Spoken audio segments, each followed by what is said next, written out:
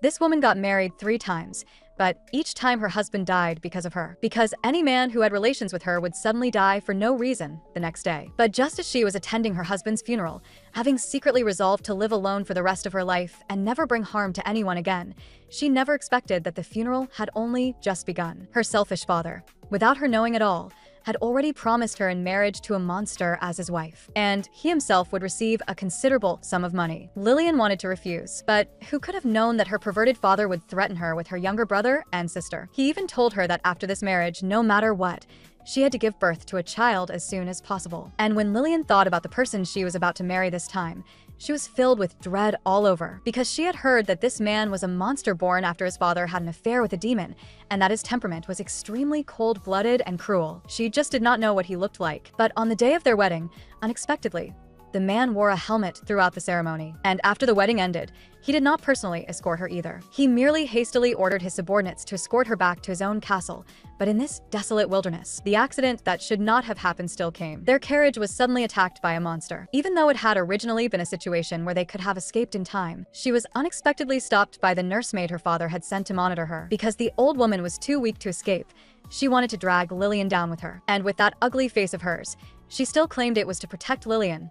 But at that moment, a monster had already quietly come to the outside of their carriage. The next second, it opened its huge bloody mouth and lunged at them. But at the critical moment, a man pierced the monster through with a sword. And because Lillian had never seen her new husband's face before, at this moment, she thought the man in front of her might perhaps be the captain of this group and wanted to thank him. But before she could even speak, he turned around and looked away. Then she heard the subordinate who had hurried over say that there was a big one nearby. Then he looked at Lillian and said, "My lady, what should we do?" But because he was afraid of exposing his identity, the man quickly put on a cold expression and warned his subordinate. Then he looked at Lillian and lied, saying that she should return to the castle first and meet up with her husband, while he would go kill that big creature first. And before long, night had fallen. Because it was her wedding night with her monster husband, Lillian was somewhat nervous, but unexpectedly, the maid came up and immediately blindfolded her, saying that this was her husband's order.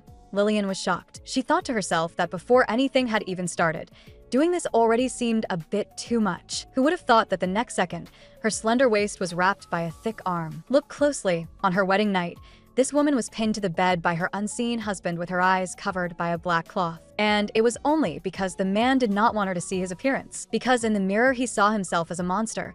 So he was afraid that before they even began fulfilling their marital duties, he would scare Lillian away. So he could only resort to this method. Then he arrogantly twisted open the buttons of his shirt. And on Lillian's side, he was also making her deeply uneasy, because ever since she had married 3 times, every man who had touched her would die without reason afterward. And this time her husband was even a monster, and she did not know what he looked like, so she did not want that kind of thing to happen again. So she shyly spoke up, asking the man to remove the black cloth, while shrinking back and telling him he could not do this. But hearing her soft, delicate voice, the man thought Lillian was teasing him, so he directly reached out and touched her thigh. And Lillian's instinctive reaction was to push him away. But at this moment, the already excited man grabbed both of her hands, and just like that, the atmosphere between them grew more and more heated. The man finally could not hold back anymore and kissed her, and Lillian could not resist. What followed was naturally a long and exhausting ordeal. When Lillian woke up the next morning, as expected, she found that the man whose face she had never seen had already left,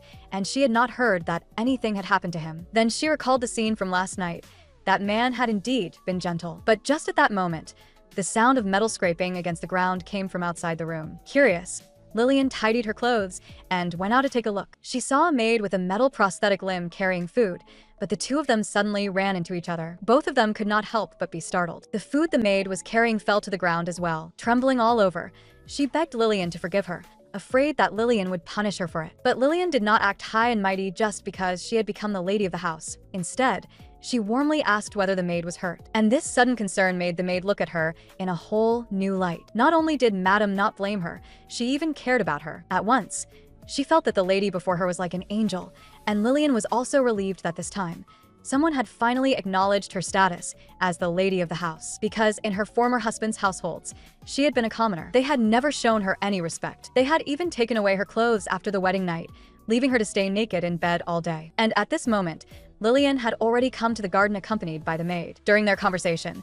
she learned that the man was not as cold-blooded and cruel as she had imagined. He was even a warm and caring person, very considerate toward the maids and subordinates as well. Hearing this, Lillian wanted to ask the maid where her husband was now, but before she could say it, she suddenly collapsed straight to the ground. In the blink of an eye, Lillian had been carried back inside. Seeing Lillian like this, the man anxiously asked the imperial physician about her condition. Who would have thought that the physician would answer in a teasingly sarcastic tone, saying it was only because Madam had been overworked last night and telling him to take it easy in the future. He was the imperial hero admired by hundreds of millions of young women, but because of his special identity, he had remained a virgin for 20 years. And now he had finally married a woman, but because he was afraid that his appearance would frighten her. On the wedding night, no one knew where he had learned this little trick, but he actually used a black cloth to cover the woman's eyes. And the woman thought this was some new style of intimacy, so with an anxious heart, she spent the entire night performing a duet with the man. But because the man could not control the desire he had suppressed for 20 years,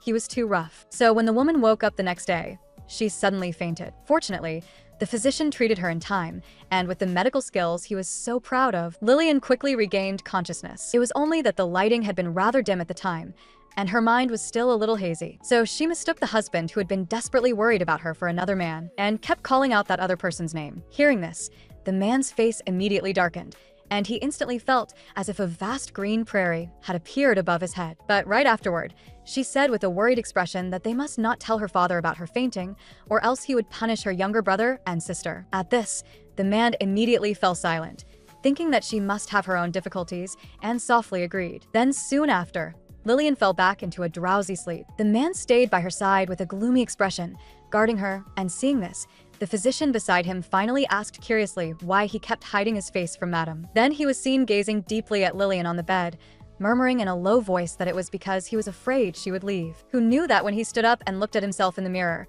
his expression would become solemn as he stared at his reflection. But the physician beside him said, "Isn't this quite handsome?" Shaosen guesses here that the man is probably under some kind of curse. When he looks at himself, he sees a monster, but others see him as normal. And a few days later, Lillian had already recovered physically. She was chatting and laughing with the maid, when the imperial physician who had treated her earlier suddenly walked in. With a serious expression, he told Lillian that because she had fainted, the attendants had all been executed by the Duke. Hearing this, Lillian covered her mouth in disbelief, but then this physician suddenly burst out laughing, saying it was just a joke. Then Lillian was seen staring at him with a puffed-up, annoyed face, saying this was not something to joke about. Lillian then seriously asked the physician what kind of person the Duke really was. Hearing this, the physician also looked surprised. "You've been married this long, and the Duke really still hasn't shown you his face?" Then he grabbed his hair angrily, cursing the Duke as an idiot. After thinking for a moment, he suddenly stood up and told Lillian to get ready now. He would take her to see what her husband looked like. She possessed beauty so stunning it could topple cities and kingdoms, yet she was rumored to carry a curse that killed her husbands. Ever since her 3 marriages, every husband had disappeared after a night of passion on the wedding night. But even so, she was still promised by her greedy father to a monster as his wife. Thinking that since both of their identities were special, perhaps things would not happen the same way as before if they were together, she agreed. But who would have thought this time would be even worse, with this monster husband she had never met before. After a whole night of blindfolded passion, she still had not seen his face, and he had already pulled up his pants and run off. Just as Lillian thought she was about to be abandoned once again, the physician by the man's side could not bear to watch anymore, so he agreed to take her to see the Duke, because he also did not want the Duke to lose such a kind and beautiful wife. After being dressed up by the maid, Lillian followed the physician to a training ground. Lillian, whose feelings had been complicated all along the way, was suddenly startled by several gunshots and looked nervously toward the source of the sound. Then a handsome red-haired man walked over, blaming the physician for bringing the weak mistress here. At the same time, he introduced himself to Lillian with a gentle smile. "Hello, madam. I am Talon." Hearing this, Lillian recalled that this was not the adjutant who had escorted her back to the city on the first day. At this, Talon looked delighted that Madame still remembered him, and just as the 3 of them were having a friendly conversation, while the physician was about to tell Lillian what the Duke looked like, the Duke, disguised as their captain, appeared behind them with a dark expression. Seeing this, the other 2 also suppressed the fear in their hearts and were just about to address him as Lord Duke. But when they saw the Duke glaring at them angrily again, the 2 of them understood at once and changed their words in unison to call him captain, because they knew the Duke did not want Lillian to know his identity. And because Lillian had never seen her husband's face, she believed it and thought the person before her really was the captain. Then Lillian looked at the captain pitifully and said that she had only come in order to see her husband. As soon as he heard that she had come to look for him, the Duke's face immediately flushed red, and he suddenly did not know how to respond. So he immediately looked at Talon for help. Talon helplessly lied to Lillian, saying that the Duke had ordered that no one was to see him, and they had originally thought they could fool her. But unexpectedly, Lillian saw right through it and looked angrily at the captain. "Are you trying to stop the Duchess from seeing her own husband? Tell me, what woman could trust a husband whose face she does not even know?" Because of this, the Duke clenched his fists angrily, wanting to explain but unable to. Then Lillian was seen looking deeply disappointed. She turned around and walked away. After returning to the castle, thinking that every one of her husbands had left so silently like this, Lillian felt so wronged that she was almost in tears. But then a tall figure pulled her into his arms, whispering softly in her ear not to leave him. He also covered her eyes with his hand. Lillian was startled for a moment, then helplessly asked, "Are you still not going to let me see your face?" The Duke did not answer. Instead, he turned and held her even tighter, using this to show that he truly loved her, only that he could not let her see his face yet. Perhaps sensing the Duke's sincerity, Lillian's expression was no longer quite so downcast. Then she heard the Duke tell her to close her eyes and just call him Brad. And immediately afterward, he swept her up into a princess carry. He brought Lillian into his private study and set her on the desk. And when he pressed his body against hers, Lillian's heart instantly panicked. Then she saw the Duke gently caress her cheek, asking Lillian in a jealous tone why she had smiled so sweetly at the physician just now, and why the two of them had seemed so close. Hearing this, Lillian had just wanted to explain that it was not what he thought, when unexpectedly, the Duke pinned her onto the desk. When she opened her eyes, wasn't this the captain? But at this moment, he was gazing at her tenderly. Lillian froze, thinking, could it be that he was her husband? Then he pushed her down onto the desk, and before she even had time to ask clearly, he played another whole night of intimate games with her. In the blink of an eye, Lillian suddenly woke up. She sat up naked on the bed, cheeks flushed red, thinking that this must have been a dream. Then she got dressed and began eating breakfast. But just as she blushed and wanted to tell her maid that she had had a dream last night so vivid it felt real, Talon suddenly came to inform Lillian that her family would be arriving this morning. Hearing this, Lillian was startled. "They did not tell me anything and are suddenly visiting?" Lillian made a troubled face, instantly having a bad feeling, and she also heard Talon say that the Duke hated unexpected visitors very much. In the blink of an eye, Lillian and the others arrived by the city gate, originally intending to greet her family. But then they were stopped by a fat middle-aged man who refused to let Lillian's family enter no matter what, saying that they could only come in with the Duke's approval. For this reason, Talon argued back and forth with the man, and seeing this situation, Lillian put on the appearance of a weak young woman. She walked up in front of the man and greeted him softly and gently, explaining that she was not bringing her family in, but rather seeing them off. The man also realized that he had misunderstood. He quickly apologized and opened the gate to let them in. And just like that, the siblings met again. And also him, her childhood sweetheart. With the appearance of Lillian's childhood sweetheart and his attempts to sow discord, could the relationship between the husband and wife continue? Seeing Tristan, who had grown up with her since childhood, suddenly arrive, Lillian froze in place, and before she could greet him, she saw Tristan staring straight at Lillian's body and saying in a strange tone, "It seems your husband treats you quite well." And perhaps not noticing his gaze, Lillian still wore a smile and said to Talon that things were quite good. But her younger brother did not think so, because when he had just arrived,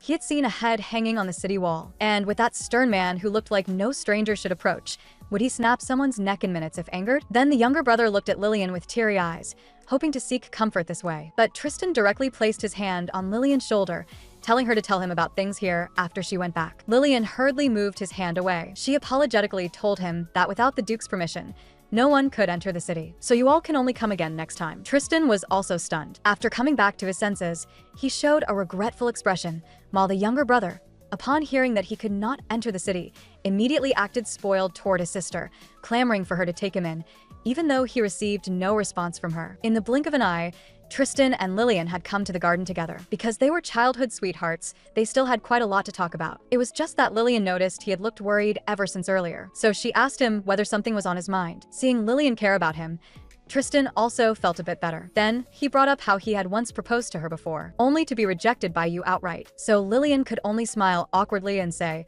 "I didn't expect you still remembered." But the next second, Tristan suddenly leaned right in front of her and asked whether back then she had disliked his appearance. "And compared with your husband now, wouldn't I be better?" Hearing this, Lillian broke into a cold sweat and said that she did not care about her husband's appearance. But unexpectedly, Tristan saw right through her at a glance and asked whether after being married this long, she still had not seen her husband's face. Then he gave her a suggestion, telling Lillian that at night, when he was asleep. He possessed a peerlessly handsome face, yet he did not dare show his true appearance to his wife, because in his own eyes, he was a monster. So he often left early and returned late to avoid Lillian, but deep down, he always loved her. But Lillian thought that the Duke simply did not love her, which was why he kept avoiding her and refused to show her his face. So, under the persuasion of her childhood sweetheart, she decided to secretly look at the Duke's appearance tonight. In the blink of an eye, it was deep into the night. At the thought of exposing the Duke's mysterious face in a little while, Lillian still had some misgivings, because she also vaguely understood the Duke's unspeakable difficulties. But then she remembered what Tristan had said.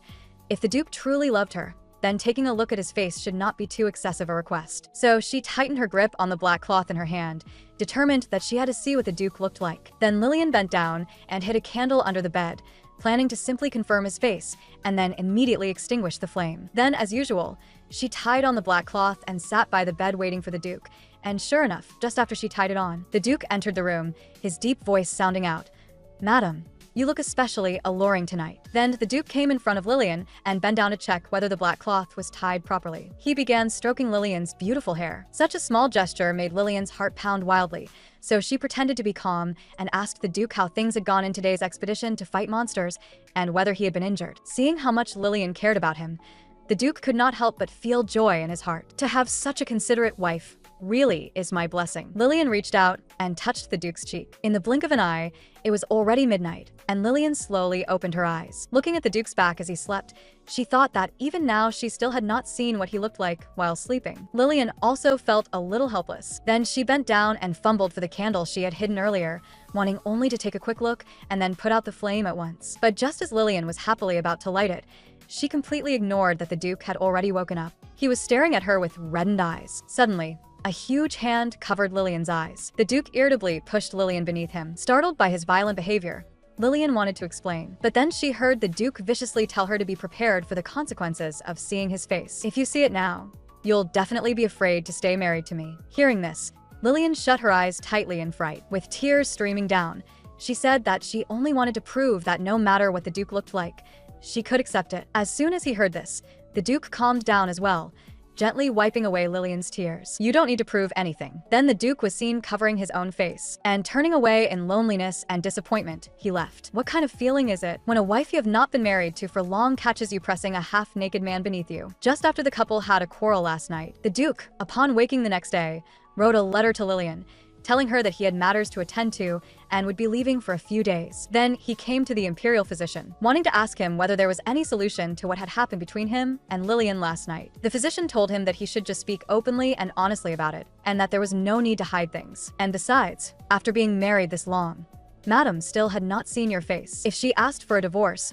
that would not be an excessive request. But before he could finish speaking, waves of cold menace came rushing over. Then the Duke rushed over and grabbed the physician by the collar. He viciously flung him against the wall. With a sinister expression, he looked at him and said that it seemed the last expedition had not been enough of a lesson if he dared to casually speculate about his wife's feelings. But just as the physician was about to explain, the Duke pinned him against the wall. Pointing at his head, he warned him that if he dared say such things again next time, he would cut off his head and hang it on the city wall, frightening the physician so much that he quickly nodded. But just at this moment, an embarrassing scene occurred. Lillian, at some unknown time, had appeared there, covering her mouth as she looked at the posture the two of them were in. The two men instantly turned to stone on the spot. The physician hurriedly straightened his clothes at once and flusteredly told her it was not what she thought, but his words were already in disarray. At this moment, in Lillian's eyes, the Duke's tall and mighty image had quietly changed. Then the two of them stood up from the floor, wanting to explain what had just happened. But Lillian hurriedly stepped back,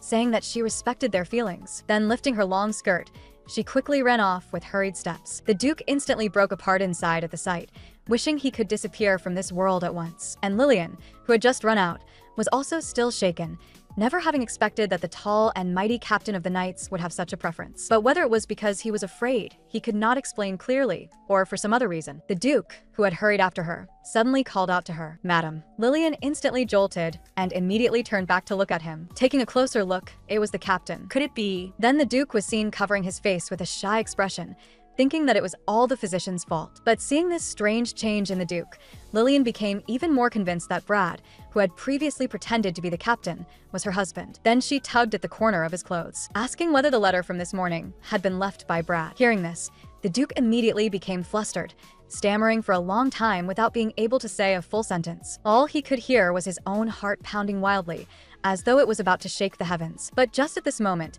Lillian suddenly called him captain. He had originally been the Empire's heroic warrior, but now, after marrying a breathtakingly beautiful woman, he had become timid and hesitant, because every time he looked into a mirror, it told him that he was a freak with half monster blood, and he feared that she would leave him because of it. So no matter how dashing and heroic he was on the battlefield, in daily life, when facing his beautiful wife, he always became extremely self-conscious, only daring to silently protect her from behind. But because of one misunderstanding, Lillian had finally exposed the identity the man had been disguising. Yet she did not say it outright, thinking she would wait and see whether the Duke would confess to her on his own initiative. The two walked side by side, and at this moment, a cold wind blew past. It was so cold that Lillian shivered. But before she could react, a coat was draped directly over her. Looking at the Duke, who silently gave without saying a word, Lillian felt a warmth she could not quite describe. At this time, a cute little snowman appeared in front of them, instantly reminding Lillian of the happy times when she and her younger brother had built snowmen together as children. Unable to resist, she reached out to touch it, but unexpectedly, a wooden branch on the snowman fell off. Seeing this, the Duke skillfully put the branch back on. At the sight of this, Lillian asked in surprise, "Could it be that you made this?" The Duke nodded in response. Lillian immediately laughed softly. "I didn't expect you had this side to you." Then she whispered softly by the Duke's ear, "I think my husband must be a gentle and considerate person." Hearing this, the Duke's face immediately turned red. Then he rode in the snow, asking Lillian what she thought of her husband. Lillian then took the branch and looked at the Duke, hoping he would have more courage. Then Lillian stood up again. Looking at the Duke with a smile, she said, "I trust my husband, and I hope he trusts me too." Then the Duke stood up. Looking at Lillian fondly, he said, "You can completely rest assured. He will unconditionally trust you forever." In the blink of an eye, the night had grown deep. The two of them returned to the castle hand in hand. Lillian had thought it would be better to keep a lower profile, since it would not look good if the attendants saw them. But unexpectedly, just after she let go, the Duke pulled her right in front of him with one hand. And this move instantly left the attendants, who had not been paying attention, dumbfounded. They had never expected that the Duke, who was usually cold and stern, would show such an expression at this moment. After the Duke acknowledged his identity, his relationship with Lillian also became even closer. Even the castle was filled with a strong atmosphere of happiness. But just when they had thought they could continue living peacefully like this, the maid suddenly told Lillian that over the past few days, her childhood sweetheart Tristan had often been asking about matters in the castle, and had even frequently been going in and out of the maid's room for no reason. Upon hearing this, Lillian immediately felt that something was wrong. So afterward, she went to find Tristan, wanting to ask whether this was true. But upon hearing it was about this, Tristan not only did not answer her, but instead casually asked whether Lillian had seen her husband's face. Lillian did not speak, and only nodded. Seeing that Lillian did not mind the Duke's appearance, his face darkened, filled with jealousy. He asked Lillian, "Then the two of you haven't already slept together, have you?" When Lillian heard him ask such a question, she angrily replied, "After being married this long, isn't that normal? What I'm asking you now is whether you've been to the maid's room." Tristan did not answer. Instead,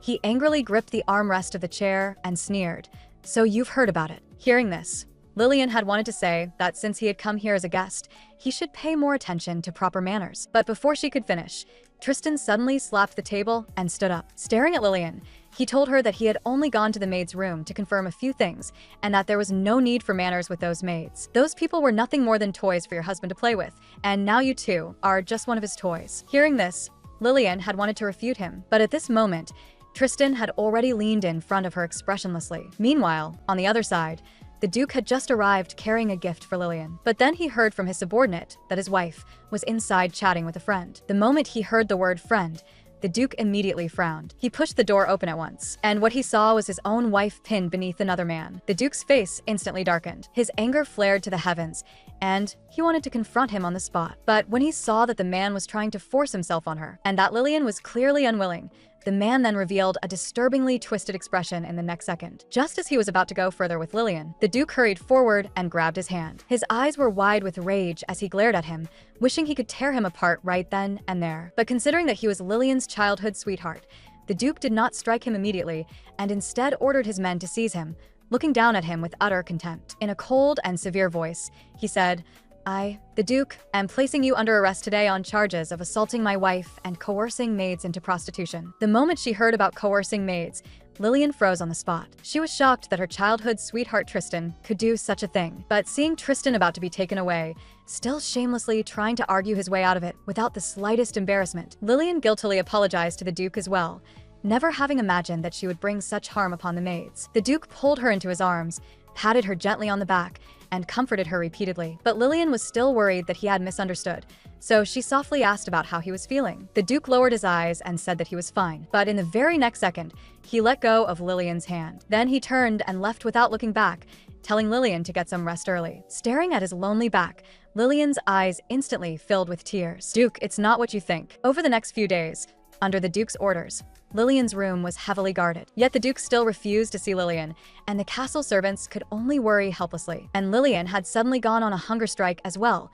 If this continued, something serious would happen. With no other choice, the subordinate could only take matters into his own hands and bring Lillian out. He told her that if she had something on her mind, she should just say it directly to the Duke. There was no need to torment her own body. So he brought her to the Duke's room. The two got into an argument over Lillian's childhood friend Tristan. The Duke and Lillian were so upset that they entered into a cold war for a while. But the overly sensitive Lillian could not endure such a relationship for long. So at a guard's suggestion, she went to the Duke's office. She wanted to discuss Tristan's matter with him, seeing that Tristan was the head of a merchant delegation sent by another empire and held a very high status. The rational Lillian wanted to persuade the Duke that there was no need to raise his punishment to the death penalty. Otherwise, she feared other countries would come looking for trouble afterward. But how could the Duke, who always acted on emotion, listen to what Lillian was saying? The moment he thought about his wife speaking up for another man, and remembered that after she fainted earlier, she had kept calling that man's name, the Duke was instantly overcome with jealousy again, and covered his face as he rejected Lillian's suggestion. But the moment the words left his mouth, Lillian immediately turned and was about to leave. She thought the Duke was just a total fool who never thought things through, no different from Tristan. But the moment she took a step, the Duke immediately called out to her emotionally. Without another word, he rushed over and pulled Lillian tightly into his arms. Blushing, he apologized to Lillian, saying he should not have been so petty, but he asked Lillian not to think about other men next time. Hearing this, Lillian froze for a moment. So the Duke had misunderstood and had been jealous all along. Then the Duke took her little hand in his and gently kissed it. In an instant, Lillian's face flushed bright red. As soon as the mood was right, the Duke immediately stepped in front of her. Like dry wood meeting blazing fire, he pressed Lillian against the door and clung to her in urgent passion. The two gazed at each other intimately, and just as they were about to take the next step, Lillian shoved the Duke away and said they could not do this here. But how could the stirred-up Duke possibly let her go? He locked the door in one swift motion, then pulled Lillian back into his arms. He said they had already gotten intimate here before, so why would this time be any different? At that, Lillian instantly recalled it, and her face turned as red as a tomato. She had thought that time was just a dream. She had not expected it had really happened. But just as the Duke had only tugged at her clothes once, Lillian pushed him away again, teasing him so much that his heart pounded wildly. He wanted to vent his frustration on the doorknob. Who would have thought that he would accidentally use too much force and tear the doorknob right off, completely destroying the romantic atmosphere? Meanwhile, over on the other side, Tristan, who had been locked in the dungeon, still did not forget to mock the Duke's appearance, never expecting Lillian would fall for someone like him. At the same time, Lillian's younger brother retorted that the Duke was exactly his sister's type, but the moment those words left his mouth, Tristan's face immediately darkened. He glared at him viciously. Seeing this, the younger brother's confidence in speaking weakened a little. But then the Duke appeared behind him with a stern expression, which startled him so badly that he jumped. Without even getting a chance to say hello, he was dragged out by the Duke's men. The moment Tristan saw the Duke arrive, he put on that punchable expression again and said in a mocking tone how close he and Lillian used to be and how important he once was in her heart. But the Duke had long since seen through such petty attempts to sow discord. With one sentence, the old you was nothing more than a pathetic simp. The Duke instantly broke Tristan's composure and enraged him into shouting curses. But the moment the Duke drew his sword, Tristan immediately quieted down again. With a vicious expression, the Duke warned him domineeringly, "Lillian is my wife. She is no longer your childhood sweetheart. Don't try any tricks here to ruin our relationship." Meanwhile, just as Lillian was helping the Duke handle official seals, she unexpectedly discovered a book recording the Duke's identity as a monster. But before she could read much of it, her younger brother hurried over in a rush. He said the Duke was about to execute Tristan. The moment she heard this, Lillian hurried over at once. Though she was a noble princess, from childhood to adulthood, she had always been treated by her twisted father as nothing more than a puppet for profit. And now that she had finally escaped her father's control and wanted to become a woman with a will of her own, she had not expected that the Duke would decide to execute Tristan without even telling her. Lillian arrived just in time. She stopped the Duke's descending blade and asked him to spare Tristan's life. But when the Duke heard this, he thought Lillian was still protecting that man. A sharp pain struck his heart, and the sword in his hand fell to the ground with a clang. He turned around dejectedly and wanted to leave, but Lillian seemed to understand what the Duke was thinking, so she called out loudly to stop him. She frankly said that she was not doing this for Tristan, but for herself, because she no longer wanted to live under other people's arrangements, and this matter had also begun because of her. Only by handling it herself could she give an explanation to the maids who had been humiliated. Then Lillian lowered her eyes and murmured sadly, "We still don't understand each other well enough." Hearing this, the Duke's heart trembled, and then Lillian suddenly burst into tears, saying through sobs that she did not want to continue maintaining their relationship like this. The Duke froze as well. He had thought this was a form of protection for Lillian, but had never expected it would instead become a burden. In that instant of realization, the Duke pulled the petite Lillian into his arms. At that moment, he wanted to give her enough warmth for her to understand how deeply he loved her. So he instructed his subordinates to deal with Tristan according to Lillian's wishes, and brought Lillian back to the room. Then, he confessed why he had covered her eyes before. Because after going through all this, he no longer wanted there to be any secrets between husband and wife. When she heard that he had covered her eyes, so she would not see his ugly appearance, Lillian was stunned for a moment, then shyly pushed away the body leaning close to her. This was clearly a handsome face. The moment the Duke heard that, his heart started pounding wildly again. But then Lillian mentioned the rumored story of his birth. The Duke immediately panicked inside. He should have been a noble royal prince, but simply because he was the son born of a monster mother with a human face and beast's body, and a twisted father worse than an animal. He had been despised by others ever since birth. Even his own mother loathed him, and his deranged father had even wanted to kill him without a shred of humanity, just to preserve his own reputation. Yet, in that hellish environment, he had stubbornly survived for more than 10 years. At last, heaven gave him a chance. He was sent to the battlefield and escaped that hypocritical life. But on the battlefield, after slaughtering countless enemies and rendering great service, he should have been warmly welcomed by the common people, yet in the end all he received was mockery and scorn. As a result, he gradually became cold-blooded and ruthless, truly turning into the monster others saw him as. As he recalled all this, the Duke lowered his eyes, thinking that Lillian would surely leave a monster husband like him. But in the very next second, Lillian gently stroked the Duke's cheek with a tender expression and softly comforted him, saying that these past 10-odd years had been hard on him. The Duke was stunned when he heard this. Holding Lillian's hand, he said, "You always exceed my expectations. Meeting you is truly my blessing, but I hope that in the future you will also think more for your own sake. Don't hurt yourself for people who have no value. And there's no need to prove anything to anyone.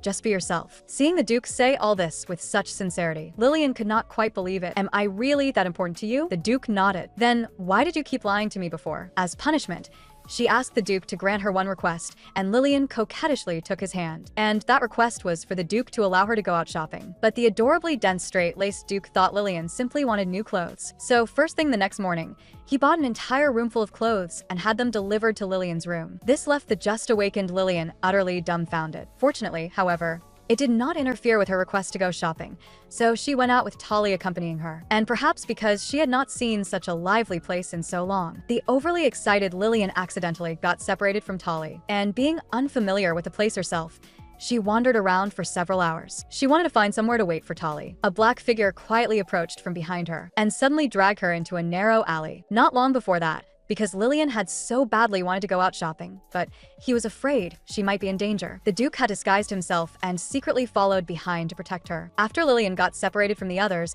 and was walking alone on the street, she suddenly felt someone following her. But when she suddenly turned around, there was nothing there. Just as she was feeling puzzled, a pair of hands suddenly pulled her into an alley, and a low, hoarse voice sounded, "You should come to places like this less often in the future." The moment the voice fell, a thief rushed past the spot where Lillian had just been standing. Terrified, Lillian thanked him again and again. But when she looked up, it was the Duke awkwardly scratching his head. In an instant, "Why are you here?" "That thief is going to get away," Lillian asked with a blushing face. Lowering his head, the Duke replied embarrassedly, "Tali will catch the thief. As for why I'm here, It's because I was worried about you." Though he was speaking, his eyes kept darting toward Lillian's hand from time to time. He wanted to hold it, but did not dare. Lillian, however, seemed to see right through his thoughts and directly took his hand into her arms. Looking at the Duke's now bashful face, Lillian let out a soft laugh. And so, the two of them walked hand in hand through the streets. The two then came to an inn and stayed there. But the Duke, who doted on his beloved wife more than anything, simply could not bear it. His noble wife staying in such a cold room made him want to take her away at once. With gentle persuasion, Lillian calmed the Duke down, though he was still a little upset. Lillian turned around and suddenly wrapped him in a hug, startling the Duke so badly that he jolted. Then Lillian said with a cheerful smile that sleeping while hugging each other like this would be warmer. In the blink of an eye, it was the next morning. The still groggy Lillian suddenly touched something firm. Puzzled, she began feeling around over it. When Lillian fully woke up, she was stunned by the perfect lines of the body before her. Recovering her senses and enduring the soreness in her body, she asked the Duke why he had taken off all his clothes. Before he could answer, the Duke pulled her into his arms and smiled at Lillian. "Didn't you say last night that sleeping while hugging each other would be warmer? I figured that if we held each other without clothes on, less heat would escape. So, I took my clothes off. So, did you sleep warmly last night?" Then the Duke deliberately sat up from the bed, exposing his completely naked body before her without the slightest concealment, frightening Lillian so much that she quickly turned her head away and, red-faced, told him to get dressed. Seeing Lillian react so strongly, the Duke suddenly let out a foolish laugh as well. Lillian was utterly shocked by the Duke's boldness. A luxurious gemstone necklace with a jewel the size of a goose egg was handed over from a maid. According to her explanation, these were all gifts the Duke had carefully selected and bought for her. And just as Lillian was about to look at the other items, Tali had already brought the guilty Tristan to the door. Upon learning that Lillian herself wanted to see him, Tristan thought Lillian had changed her mind and wanted to set him free. But ideals are full, while reality is painfully thin. This time, Lillian was no longer the timid and weak person she had once been. Instead, she decisively and sternly cut off her relationship with Tristan. "When you made those innocent and lovely maids fall into prostitution and came to spy on me, we stopped being friends." The exposure of the truth caused Tristan to reveal a savage and sinister expression. But he still self-righteously told Lillian that it had all been for the merchant group. Then he shifted his body as if trying to move closer to Lillian and beg for her forgiveness. But Lillian stood up with a cold expression and walked away directly, leaving behind only one icy sentence: "You can just rot in the dungeon and fend for yourself, you piece of trash." After Tristan's matter was dealt with, seeing Lillian's dispirited expression, the Duke took the initiative to pull her into his arms. He placed a kiss on her head and told her not to think too much and to get some rest. "I know what you're sad about. Your younger brother told me. Your mother's death cannot be blamed on you. She left because of illness, not because of you. That was misfortune. You don't need to keep tormenting yourself over this anymore." The Duke's comfort eased a trace of the guilt Lillian had carried for many years.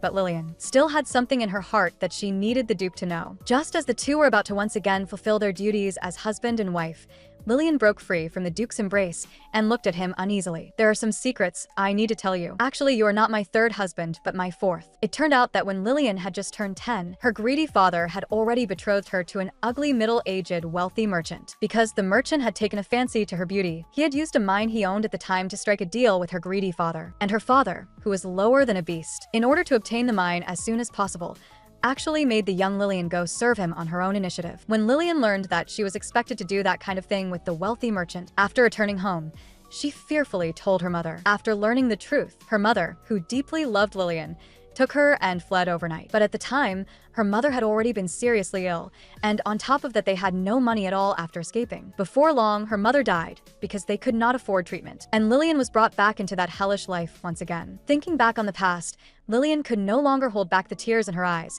and her words were filled with guilt toward her mother. "If I hadn't told mother back then, maybe she wouldn't have died. It's all my fault." Seeing her like this, the Duke's heart ached. He held the grieving Lillian tightly and told her not to speak of these sorrowful past events anymore. If anyone was to be blamed, then blame him. If he had known about the circumstances she had faced as a child, then back then, he should have tightly taken hold of her hand. It turned out that this adorably doting Duke had always been a deeply devoted romantic since childhood, because he knew he carried half the blood of a monster in his body. Although he had fallen in love with Lillian at first sight from a young age, he had never dared to express his feelings at the time. As a result, the woman he longed for day and night had been used by her family as a tool to make money. And now that he had her, he still kept making her cry in pain. It turned out that when Lillian was little, during one time when she was playing with her companions, they accidentally began talking about a red-eyed monster that had appeared near the village. They said the monster was impervious to weapons and poison, and no matter what was done to him, he would not die. Most importantly, he had escaped and was somewhere in the nearby forest. Suddenly, a beast-like roar rang out. The other children were instantly scared out of their wits and ran off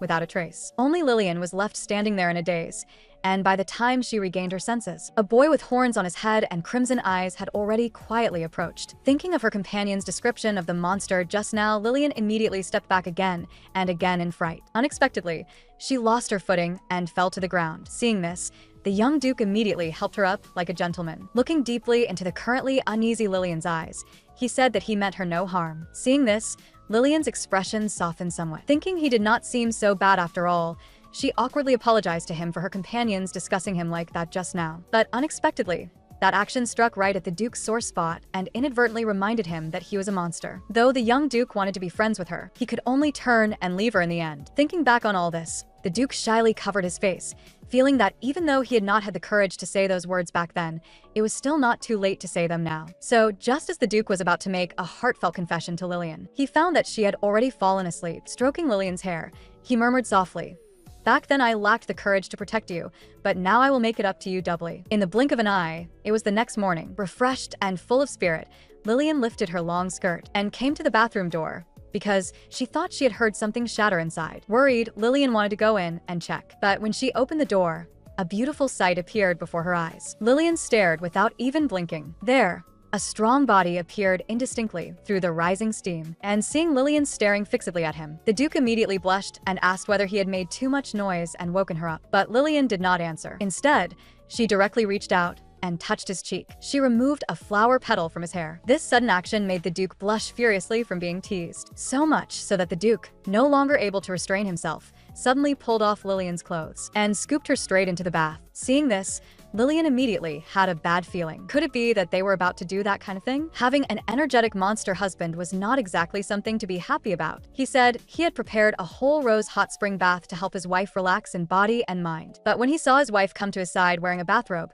he once again could not suppress the heat rising in him and pulled off her bathrobe. Then he carried her into the pool. At first, Lillian had not reacted yet, but when she remembered that the Duke had prepared all this for her long ago, she leaned toward the Duke with deep tenderness and silently caressed his cheek. The moment their skin touched intimately, both their hearts pounded wildly, and the steadier Duke was the first to break the stalemate. Seeing Lillian keep blushing without saying anything, the Duke domineeringly asked her what she was thinking, telling her that right now she did not need to think about anything else. She only needed to think about him. Hearing this, Lillian's cheeks turned even redder. Before she could react, the Duke wrapped one arm around her slender waist and pulled her into his embrace, gazing at Lillian with deep affection. Resting his head against her chest, he said he wanted to rest here together with her for a while. Upon hearing the word rest, Lillian did not understand what he meant at first and stared blankly for a moment. It was only when the Duke looked at her with a wicked smile and said that he meant performing a duet with her that Lillian finally understood. But before she could react, the Duke had already pounced on her in ravenous desire,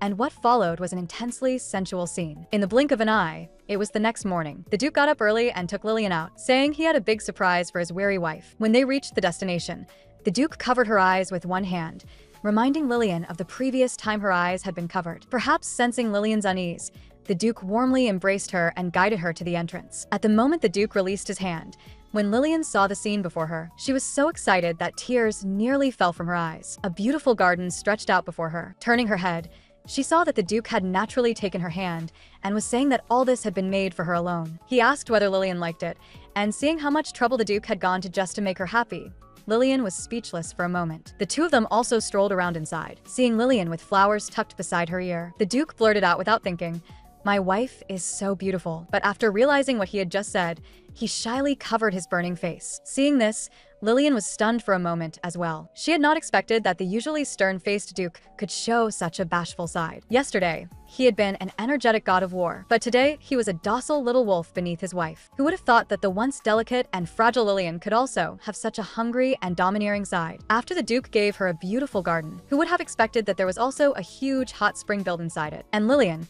wearing a bathrobe similar to the one from yesterday, came to the edge of the spring. Looking at the vast hot spring, she felt a subtle emptiness arise in her heart. She touched the marks her husband had left on her neck the day before. It made Lillian recall her husband's wild yet gentle appearance yesterday, and those warm lips as well. This left Lillian with a lingering sense of dissatisfaction, and she wondered why the Duke had not come yet. The Duke suddenly appeared behind her without a sound and took her delicate hand, pressing a kiss onto it. Moving along her arm until he came before Lillian, the two of them looked at the prey right in front of them and could no longer suppress the heat within. Without another word, they eagerly pressed themselves together. After lingering with each other in the hot spring, they finally separated with flushed cheeks. Looking at the soft and delicate Lillian, the Duke gently stroked her cheek and, blushing, told her that tonight he had not come to do that kind of thing. He had only come to see her. But though that was what he said, his body was much more honest, and his hand unconsciously rested on Lillian's shoulder. Unexpectedly, she saw through him at once, and he had thought Lillian would be angry. But in the next second, she domineeringly pushed the Duke down against the edge of the hot spring, while constantly complaining that it was all because of him that she had become addicted to this feeling. Then Lillian directly sat astride the Duke. "Tonight you have to take responsibility for this." Hearing that, the Duke was stunned. He had never expected his wife to have such a desperate, hungry side. Since that was the case, he might as well obey. Then the Duke wrapped an arm around Lillian's slender waist and pulled her straight into a position facing him. He told her that all she needed to do next was hold him tightly and also prepare herself mentally and not regret it. Hearing this, Lillian's cheeks flushed even more deeply, and she had just been about to softly tell him to be gentler. But unexpectedly, the Duke domineeringly pulled open her collar directly, giving her no chance to speak. As for what happened next, everyone can only imagine it. The next morning, the two woke in each other's arms. The moment she woke up, Lillian asked the Duke whether this meant they might have a child now. But the Duke said nothing because he had not thought that far either. After a night of spring passion, the woman changed from the once delicate Duchess into a cold and glamorous official with a commanding presence. It turned out that not long ago, during a conversation between the Duke and Lillian, he had accidentally noticed that she possessed a unique talent for geographic orientation, because as long as Lillian saw a kind of flower, she could immediately identify, without fail, the geographical location where it grew. She could even judge from a flower's special characteristics whether mineral veins might exist in that area. Seeing that Lillian had such ability in this regard, the Duke did not want to let her talent go to waste. So, he recommended that Lillian meet the Empire's administrative officials so that they could see just how capable his wife was. Meanwhile, Hans was looking at the documents with a dispirited expression because the Duke had long refused to agree to the development of the territory. He felt immense pressure. At this moment, Lillian's younger brother suddenly spoke up, saying that his sister might be able to persuade the Duke. Hans instantly perked up as if injected with adrenaline. Using his drunken courage, he went to find Lillian. Holding her hand, he bitterly begged Lillian to help him no matter what. Seeing that things had suddenly come to this, Afen, standing nearby, immediately explained to Lillian that the territory here had very little contact with the outside world. It had always relied on local resources to achieve self-sufficiency, resulting in severe industrial monotony in the empire and sluggish economic development. They had wanted to open up other lands to develop the economy, but they had always been opposed by the Duke because too many wounded soldiers and disabled people lived in the territory. If it were opened up, the Duke feared they would suffer cold stares and ridicule from people of other places.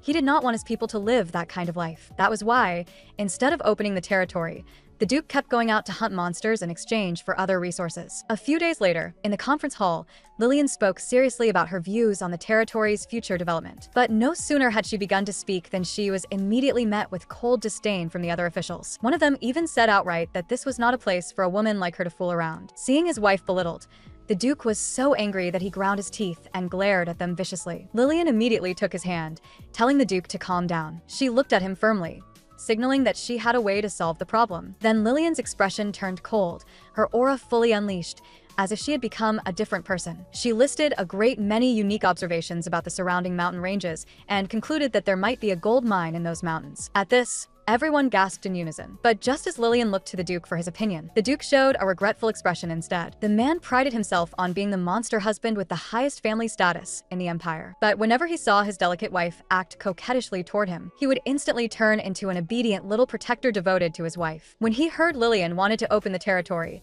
the Duke at first still firmly upheld his principles in front of his subordinates. He resolutely rejected Lillian's proposal, saying that doing so was for the sake of protecting her safety. When Lillian heard this, she had originally wanted to persuade the Duke for the Empire's long-term future, but the moment she began to speak, the Duke immediately turned his head away. With a serious expression, he told Lillian not to bring up this matter again. No matter what, he would never agree. Yet in the next second, he still could not withstand his wife's repeated offensive. Hearing how resolute the Duke's attitude was, Lillian immediately put on a gentle expression and gazed at him affectionately. She placed her delicate hand on his rough fist, and relying on the Duke's love for her as before, Lillian clasped his hand tightly and said to the Duke in a cute, coaxing tone that as long as he stayed by her side at all times, Wouldn't she be safe? Then she asked him to agree to the proposal just now. And the moment Lillian's little hand rested on his, the Duke's resolve had already begun to waver. After thinking for a moment, the Duke held his head and softly agreed. Hearing this, the other subordinates stared wide-eyed in shock,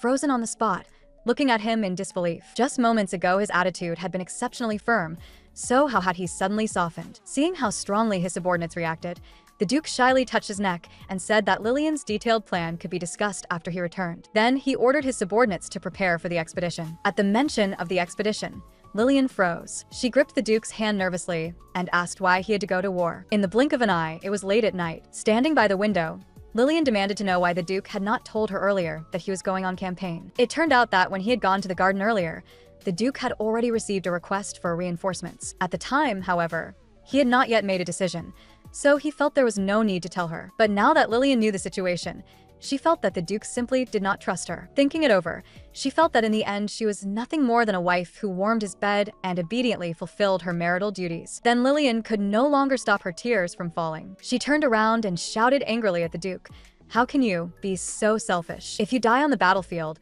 and I'm the only one left, what am I supposed to do?" Seeing this, the Duke immediately stepped forward to explain, telling Lillian not to worry. He was not going to meet death, but to stop death. Hearing that the Duke still did not understand what she truly meant and still wanted to go to the battlefield, Lillian took action and threw herself into the Duke's arms. Without another word, she pressed herself against him, hoping in this way to keep the Duke's heart. For the sake of keeping her husband by her side, this woman actually disregarded her own 40-degree fever and insisted on forcing intimacy with her husband. Just moments ago, Lillian had learned that the Duke was going off to war. In order to make him stay, she boldly and forcefully pressed herself against him. With tears glistening in her eyes, she begged the Duke not to leave her. Seeing his pitiful and moving wife before him, the Duke was also unbearably reluctant. He picked her up and pressed her down onto the bed. His rough palm wandered back and forth across Lillian's fair, tender legs, as though he wanted to pour all the love of their coming separation into this very moment. His blazing body pinned Lillian beneath him as he greedily buried his head deep in Lillian's neck, wanting to leave his marks on her body. Looking at the Duke, whose eyes were shining at this moment, Lillian gently caressed his cheek as if cherishing him and softly said, "Please continue. I still can." Their low breaths rose and fell. Looking at Lillian beneath him, her body trembling continuously and her cheeks burning hot, the Duke sensed that something was wrong. He immediately stopped and asked Lillian if she had a fever. Unexpectedly, Lillian sat up abruptly in agitation and told the Duke not to worry, that he should just continue. But concerned for her health, the Duke did not continue as Lillian asked. Instead, he gently soothed her and had her lie down to rest properly. Yet Lillian still stubbornly wanted to continue, because if the Duke really was going to leave tomorrow, then tonight was the last chance. Seeing Lillian, flushed red all over, still looking aggrieved as she asked why he was stopping her chance to get pregnant and fulfill her wifely duties, the Duke was stunned. Could it be that all of those sweet nights before had only been for fulfilling such things? The Duke turned away in remorse, thinking that Lillian might believe he saw her merely as a tool for childbirth. Seeing the Duke fall silent, Lillian hurriedly moved close to him and tenderly stroked his face with deep affection. Unable to hold back the tears in her eyes, she quickly apologized to the Duke, saying that she should not be so selfish, but that she truly did not want him to leave. At this, the Duke gently kissed Lillian on her little head like a gentleman. In a soft voice, he told Lillian not to worry. He would not leave her just because they had no child. Usually, she was a duchess who spoke in a soft and tender voice, but now she had become a charming woman, hungry as a wolf. She had originally taken the initiative to invite the Duke to spend another passionate night with her. Yet unexpectedly, the Duke, who had previously longed so much to fulfill their marital duties, now rejected her with an icy expression, because he did not want Lillian to feel that marrying him meant she had to bear him children. Moreover, the two of them had been intimate far too frequently in recent days. The Duke feared hurting Lillian once again, so he suppressed the heat in his heart and cruelly refused her. After calming down, Lillian went to the garden to clear her mind. Thinking back, she felt that her behavior just now had indeed been somewhat inappropriate. In order to make the Duke stay, she had actually used a child as an excuse. A coat was suddenly draped over her shoulders, startling Lillian. When she turned around, she realized it was her silly younger brother. Seeing his grinning face, Lillian's mood improved a little as well. Then Dan spoke softly to comfort Lillian, telling her not to worry too much about the Duke going out to war. After all, Lord Duke was the famous god of war.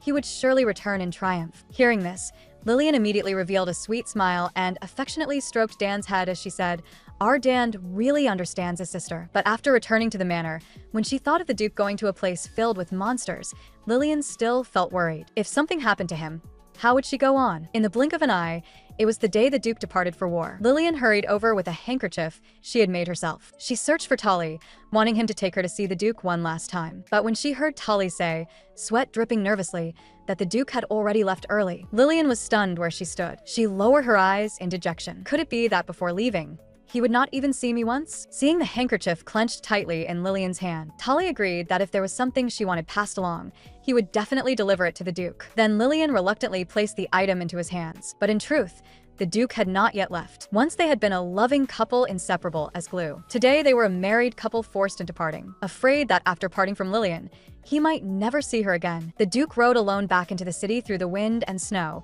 wanting to see Lillian one last time. But just as he arrived at the entrance, he saw Tolly hurrying over. Seeing that the Duke had returned, Tolly had just wanted to ask what was going on. Yet the Duke fixed his gaze firmly on the item in her hand. With a face full of jealousy, he asked Tolly whether she was holding something from Lillian. Hearing that tone, Tolly hurriedly handed over the item in her hand and quickly explained that it was something Madame had personally sent for the Duke. She asked me to pass it on to you. Taking the handkerchief Tolly handed him, the Duke could not help rubbing it over and over, thinking that it had been sewn by Lillian stitch by stitch. The Duke urged his horse faster, eager beyond restraint to see Lillian. Seeing how impatient the Duke was, Tolly was left stunned to the side, because in the past, once the Duke went to the battlefield, he never looked back. Arriving outside the castle, the Duke involuntarily blushed as he held the handkerchief embroidered with Lillian scent. But as he sniffed it, he caught sight from the corner of his eye of a small figure in the wind and snow. When he saw clearly that it was Lillian, the Duke froze and became extremely worried. How could she be outside alone in the wind and snow? What if she got sick? On one hand,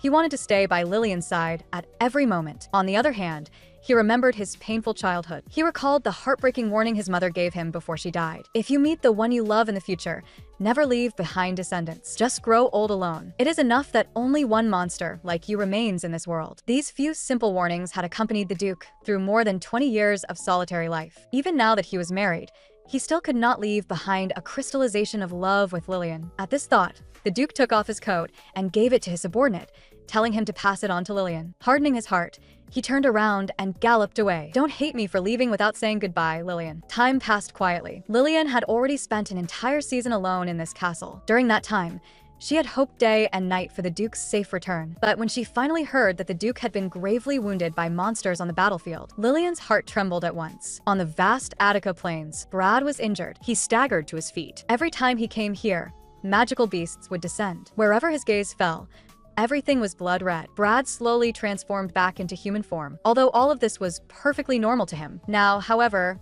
there was someone in his heart, and he had to think of his wife Lillian. Brad paused in the act of taking out the handkerchief. He did not want the blood of magical beasts to stain the thing his wife had given him. Brad returned to camp, and his subordinates immediately went to receive him. A strange and sharp gaze was etched across his face. It was as if it formed a black abyss. They all felt deeply sorry that they had been unable to help their lord. Brad immediately gave orders to the messenger. Go back and tell Lillian that it is safe here now, because she was the only person in this world who cared about him. When Lillian learned that Brad was injured, she panicked and her lips trembled. Could it be that Brad? The messenger hurriedly waved his hands. The Lord is very safe now. He did not know how to explain it. The lady of the Lord's house surely had never seen what the Lord looked like when he turned into a magical beast. Lillian was nearly frantic when the door was suddenly pushed open. Madam, what's wrong with you? It sounds pretty noisy outside. Lillian told him about Brad's situation. Since she did not know the exact course of events, she was very worried now. The first time the Lord brought you to the territory, didn't he also fight a magical beast? With his help, Lillian remembered. When they first met, Brad had also fought a magical beast alone, and then saved her. So, madam, you needn't worry. Lord Duke is indeed safe and sound now. The messenger at the side immediately added. Only then did Lillian finally let out a sigh of relief. As long as Brad was not injured, that was enough. Madam, I also have something to deliver to you. The man opened the box he was holding in his hands. This is a gift the Lord prepared for you. Lillian lowered her head to look. Isn't this a gun? Brad suddenly tightened his grip and held her tightly. His breathing became somewhat heavy. Lillian stood between his legs, unable to move. Brad had left a gun for Lillian. This meant that when the Lord was absent, Lillian would have the authority to command the territory. Lillian picked it up and examined it carefully in her hands. Then let's go take a look around the territory first. She also wanted to see with her own eyes how the citizens of the territory were living. Danderwin felt that his sister's gun might go off at any moment. Sister, you'd better put the gun down before talking. Hans began arranging Lillian's visitation schedule. Oh, right. There is one more thing I want to tell you. I plan to take back the management rights of the Ireland Merchant Guild. After Lillian said this, Both her younger brother and Hans gasped in surprise. Really? Although it is still a bit difficult at the moment, Lillian had already begun preparing. Hans was overjoyed. As it happened, he had brought good news as well. Those officials who had been dispatched to the Ireland Merchant Guild for trade were trying to win us over into conducting mineral trade with them. This was also something the Lord entrusted to me before he left. Danderwin and Hans encouraged Lillian. I don't even know whether doing this is right. You are doing the right thing. The two of them gave her strong affirmation. The girls from the Merchant Guild were also safely brought back by Sir Talon. Most of those women had been forced into signing contracts, so persuading them to leave the Merchant Guild was not difficult. Danderwin also brought good news. The meeting among the three came to an end here. Lillian sincerely thanked the two of them. She returned alone to her desk to plan the next step. Her father was not someone easy to deal with. Lillian unconsciously wanted to write a letter asking Brad for help. In the end, she still put down the pen. Brad had already helped her so much. She wondered whether he had ever had moments of such confusion and helplessness. Lillian leaned over the desk. She truly missed him. She fell into a strange dream. The earth was cold,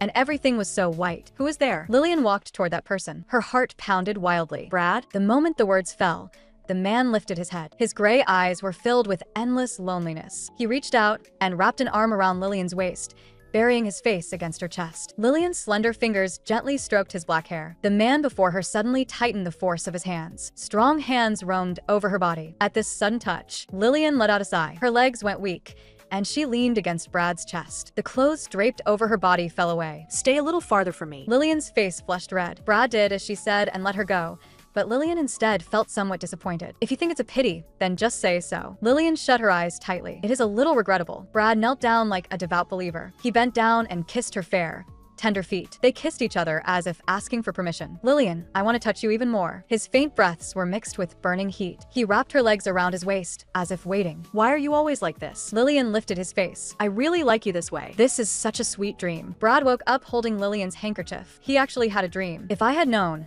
I should have taken a good look at her before parting. When Ivan came to deliver the letter, this was the scene he saw. Brad had not even heard what he was saying. He snatched the letter away in one motion, his expression impatient. If there's something to say it quickly. This is a letter from Madam to you. After Ivan left, Brad gently opened the envelope. His gray eyes swept over the simple contents. Lillian said she was doing very well. Was she really doing well even without him? Lillian, on the other side, was still worried whether her letter had arrived safely. Today, she brought Hans and the others to inspect the territory. None of the residents had expected the noble lady to come to such a remote village. Excuse me, Danderwin came running over. If he had known his sister would come, he would have prepared in advance. But Lillian noticed the wound on his forehead. What happened to you? Have you been doing well lately? Danderwin only smiled and said that he was fine. Lillian noticed the injuries on her younger brother's face. Danderwin hesitantly said that he had fallen by accident. It was obvious that he was lying. Lillian wanted to ask again. By then, the residents here had already gathered around in a noisy crowd. Danderwin also took the opportunity to say goodbye to them. Hans reminded Lillian that she should greet everyone first. The knight shouted, "This is Lady Godwin. Why are you not bowing?" The people of the territory all knelt on the ground. Lillian had no choice but to put aside the matter of her brother and focus all her attention on what was in front of her. In order to hear everyone's thoughts, she had specially prepared food to share with everyone. While everyone was lining up, Lillian noticed a familiar figure. That person disappeared in a flash. A man in a cloak came to a tavern. The people here were all talking about Lillian, praising her beauty and kindness. The man pulled down his hat and joined their conversation. Although he was smiling, he gave off a sense that he was not to be trifled with. The stains on his sleeve were especially noticeable. Could that be bloodstains? The man casually wiped at them. I hit my disobedient younger brother a few times, and it bled a little. The people here immediately realized that he was not a local, because here, people were not allowed to beat their own family members. They kindly reminded him, if he beat or abused children or engaged in prostitution here, his head would be hung on the city wall. The man impatiently set down his bottle. Forget that. Does the Duchess usually come here? Of course, she would not come here. The man frowned. Originally, he had wanted Lillian to be coldly received here and end up in a difficult situation. But he had not expected that she would not only travel in such fine clothes, but also have guards, knights, and a secretary. As her younger brother, he worked so hard. Yet Lillian, as the older sister, was living so comfortably. The man was filled with jealousy.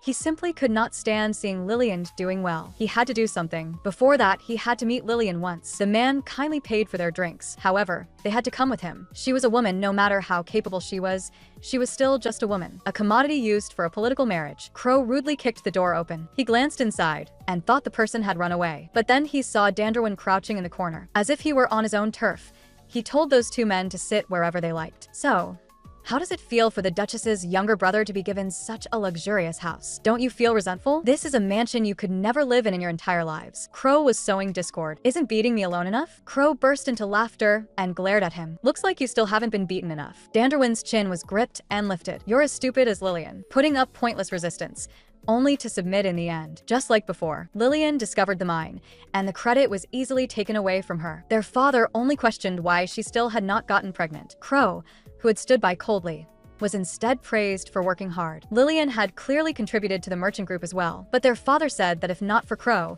Lillian would never have discovered that place. At the time, Crow had wanted to say something for Lillian, but their father stopped him with just one look. Instead, Crow came to resent Lillian. At his age, still living under his father's shadow was humiliating enough. Crow fought to gain management rights over the merchant group. Lillian should have just gone and squandered money like a noblewoman, a commodity used for a political marriage. Not long ago, Tristan, who had returned to the merchant group, said a lot to Crow. Lillian had changed, and he advised Crow not to go looking for her. The Duke was the king of hell. Crow dismissed it with contempt. Don't you think that title suits me better? Go tell Lillian right now. Say that these two serfs beat you into the state. After finishing her inspection of the territory, Lillian headed back. She was still worried about her brother's wounds. At a glance, it was obvious he had been beaten. Before long, a maid came running over in a panic. My lady, something terrible has happened. Young Master Danderwin has been badly injured. Lillian, father is very angry about your prank. Do you think that after stabbing the merchant group in the back, you can still remain safe and sound? Young Master Danderwin was beaten by Cadis's serfs. The maid said in a fluster. The serfs have already been thrown into prison,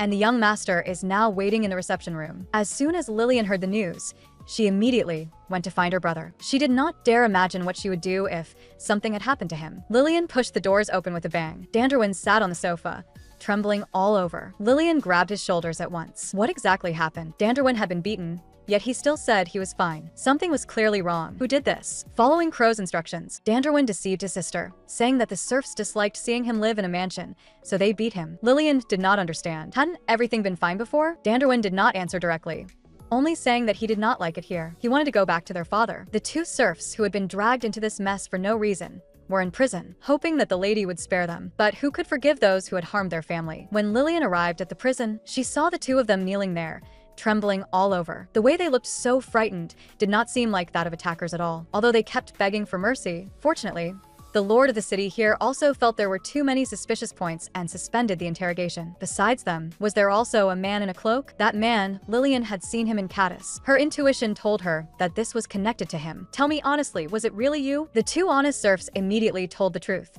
That man had threatened them, saying that if they did not give false testimony, he would kill them. Lillian could only arrange for them to be taken somewhere safe first. There was not a single mark on the hands of those two serfs. She solemnly apologized to them. The two serfs were deeply moved. She already knew what was going on. Now she was going to meet the witness. Sure enough, as soon as she arrived, she saw an old acquaintance. Yo, sis. Crow, why are you here? Was all of this you're doing? Crow let out a laugh, not bothering to hide it at all. Lillian could not understand it.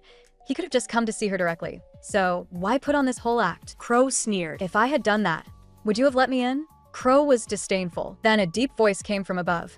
Keep your arms straight. His voice blended with his slow and steady breathing. I'm right behind you. The city lord stood protectively in front of Lillian to prevent any accident, and Crow clenched his fists. He had not expected that she had even brought guards. This must be the best marriage in history, huh? Lillian stepped forward and questioned him. Did he think that after laying hands on her people, he could get away with it unharmed? Crow frowned. Your people, those serfs? Don't change the subject, Crow. What exactly is your purpose in coming here? Ah, right. A maid from our merchant group was abducted. I think it must have been you, sis. But father sold you off to this place so you could enjoy wealth and glory.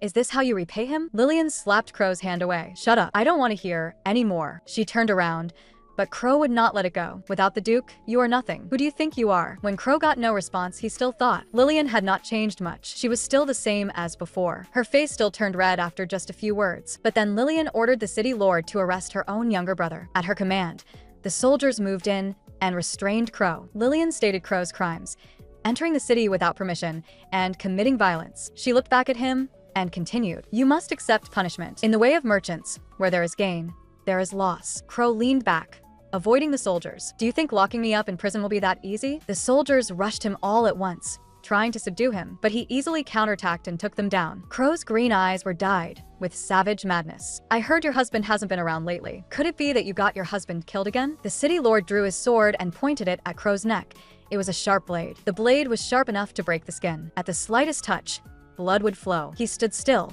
staring at Lillian. Was harming your friend not enough? Now you want to kill your family too? That was not my fault. Then what about your most beloved little brother? I already sent people to follow him. If I die, losing only one leg will be the least of his problems. Lillian coldly told the city lord to put away his sword. Crow had not even had time to gloat for more than a few seconds when a cold mechanical sound rang out. Pointing the gun at her younger brother's forehead, her slender arm trembled. Crow himself could hardly believe what he was seeing. Do you know what you're holding? I do, so step back. Then shoot. Crow looked at Lillian provocatively. Shoot then. Bang. At the same moment, the deafening sound exploded by her ear.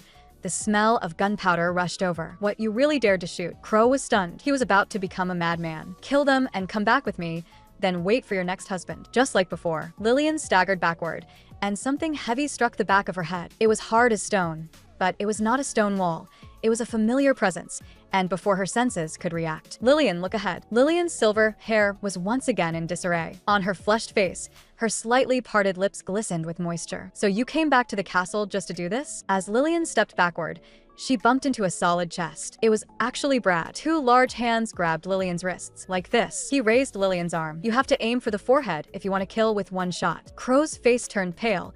He was terrified. Why did he have to come back at this exact moment? Lillian seemed to hear another explosive crack by her ear. The second gunshot echoed through the stone chamber. Crow's body slowly fell backward, and fear, shock, and terror swept over him. Soon he was dragged away. Even so, his face was still full of unwillingness. Lillian softly asked her husband when he had returned, and how he had found this place. Only then did she learn that as soon as Brad entered the city, someone had reported everything to him. After learning the news, he rushed over immediately. Brad put an arm around Lillian's shoulders and looked her over with concern to see whether she was hurt. His eyes were full of heartache. Sensing her husband's unease, Lillian told him that she was fine. She raised the revolver. Thanks to the gift you gave me.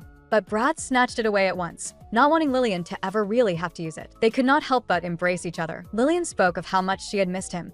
She had truly been afraid that Brad would not return. She rose onto her tiptoes and kissed him of her own accord. Brad's hoarse voice was cut off. Lillian's heart pounded wildly. Why wasn't her husband saying a word? Looking at his blushing wife, Brad thought she was even cuter than usual. He laughed. Let's go back to the castle. Go back to the castle. Just to do this kind of thing? Brad pinned both her hands above her head. I missed you so much.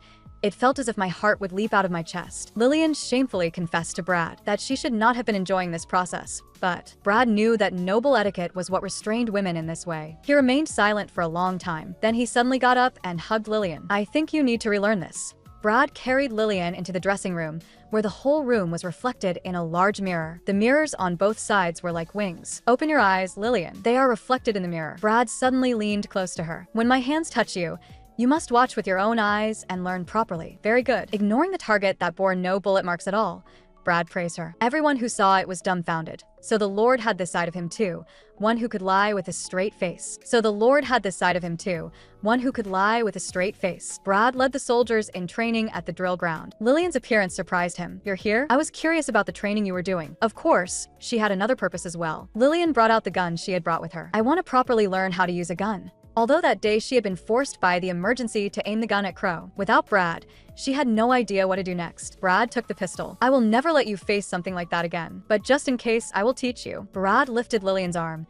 The bullets were enough to pierce a monster's shell. You must never use it lightly. Next, remember the posture I adjust for you. You need to be careful of the recoil, but do not be too afraid of it either. Being in such close contact with Brad made Lillian's heart race too fast. Under his guidance, Lillian fired a shot. So the Lord had this side of him too, one who could lie with a straight face. Keep practicing. Finally, after several attempts, Lillian made a little progress. She smiled brightly. This is very interesting. Brad could not help regretting that he had not taught her sooner. The gunfire from the soldiers training at the drill ground was very loud, and Lillian was so startled that she hid behind the man. I was just startled. Lillian hurried to explain. You weren't frightened during practice just now, were you? I know. You're not someone who would be scared by a scene like this. I already know about what happened yesterday. You worked hard while I was away. That kind of decision is difficult. Actually, it was all thanks to you. If I wanted to break free from father, I could only destroy the merchant guild or become its master. My thoughts are the same as yours. Go ahead and do it, whether it is the merchant guild or this territory. I leave it all to you. Meanwhile, Crow, who had been locked in prison, broke out. He would not allow the merchant guild he had worked so hard to revive to be taken away. Right now, what he urgently needed was a hostage. As he searched for the Lord, a blonde man entered his sight. Lillian trembled all over. her eyelashes quivering non-stop from the touch. It was too shameful. At some point, her skirt had been lifted up. No matter how she tried to avert her gaze, she could still see herself and Brad. Lillian rested the back of her head against his shoulder. She had completely surrendered. Brad let out a hot breath. "Tell me, how do you feel right now?" His low voice circled by her ear. Lillian could not take it any longer and pleaded with the man for mercy. Her eyes were full of tears of shame, but Brad would not let her off. "This is lesson time." His voice was burning hot. "You must obey orders." His voice was burning hot. Lillian did not know how long she had slept. Subconsciously, she fumbled around beside her. Brad, right next to her, teasingly said that she was this bold so early in the morning. The man leaned forward slightly and raised his head a little, and Lillian blushed crimson when she noticed that what the man was holding was the letter she had written. It was an unfinished letter, and Lillian's heart pounded from embarrassment. "Give it back to me." His laughter sounded above her head. "Since Madam is being so adorable, I'll keep it for myself and read it." Brad had someone prepare desserts. Holding a fork, he naturally asked Lillian to open her mouth. Lillian looked into his eyes and opened her mouth,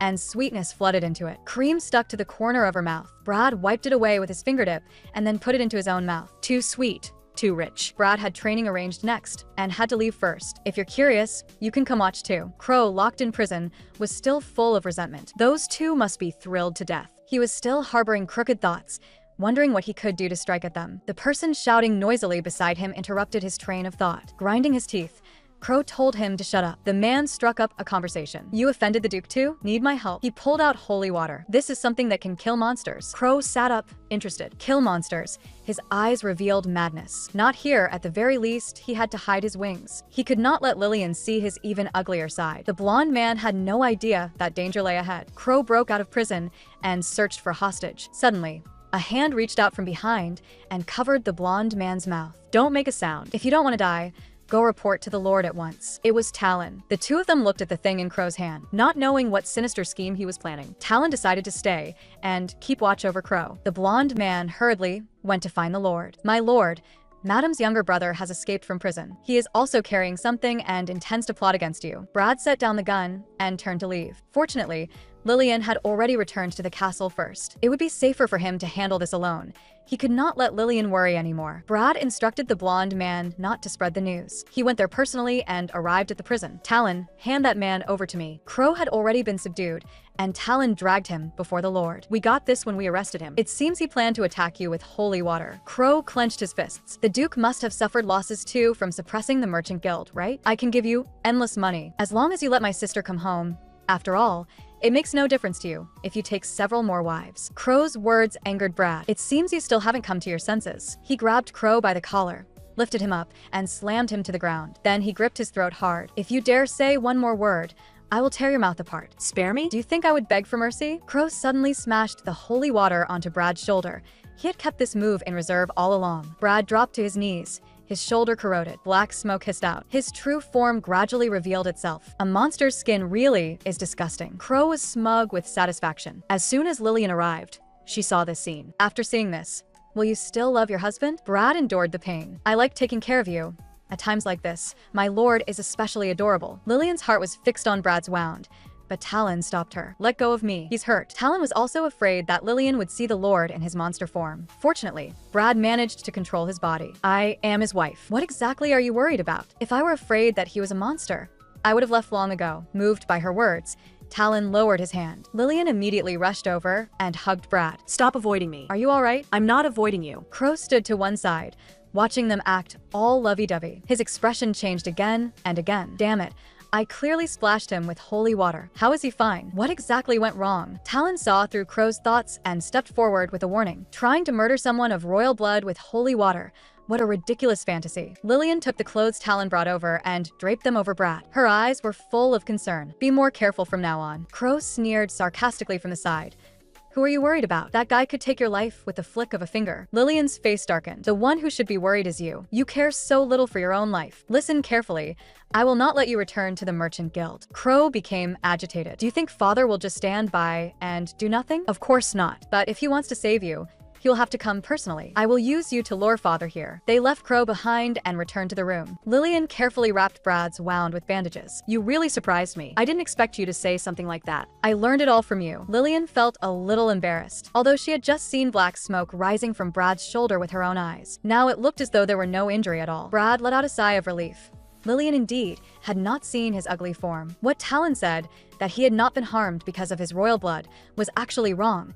It was merely because a mere bottle of holy water could not affect a monster's regenerative ability. This is one of the very few good things Mother left me. Hearing that, Lillian reached out to untie the bandage. No. Brad stopped her. It only looks fine, it still hurts. Thank you, Lillian. There was once someone who was just like you. When everyone else cursed me, she defended me. Lillian's heart tightened. Is that so? I'm very curious who she was. She was a beautiful girl I met when I was young, one whose smile was lovely. In his memories, Brad would hide behind a tree and secretly watch her. He would listen to her explain things to her little companions on his behalf. She said he was not frightening at all, and that he was very well behaved, like a younger brother, so he always pretended to run into that girl by chance. Lillian's expression grew solemn as she looked at Brad. She nervously clutched the hem of her skirt, her voice trembling. She asked, "Then was she your first love? This time it's my turn to cover your eyes. Without my permission, you absolutely must not remove it. Was she your first love?" Lillian asked aloud. Brad looked gentle. "I liked her for a very long time, so I suppose she counts as my first love." Lillian only felt that the girl who could make Brad fall for her must have been a very wonderful person. Then what is it that you like about me? She could not help asking. Brad chuckled. "There are many things I like about you." Specifically, Lillian did not want such a perfunctory answer. Brad recalled the times the two of them had spent together. "First, I like the way you look at me,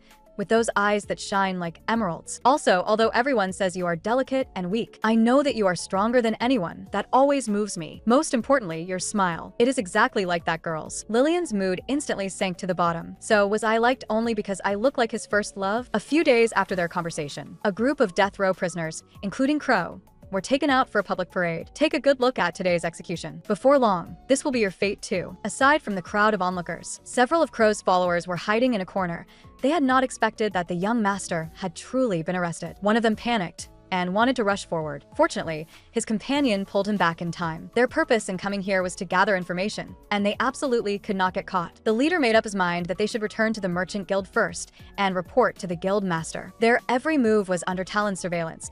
Would the Guild Master come or not? Since the matter was of great importance, they should report to Madam first. When Lillian received the news, she was out with Brad in the countryside. She thought that her father would soon come to beg for an audience in order to save Crow. I planned to refuse his request for an audience and use that to stall for time and take over the AS Merchant Guild. Brad complained, "We're already here, and you're still thinking about work. Is work even more important than I am?" Lillian could not say it out loud.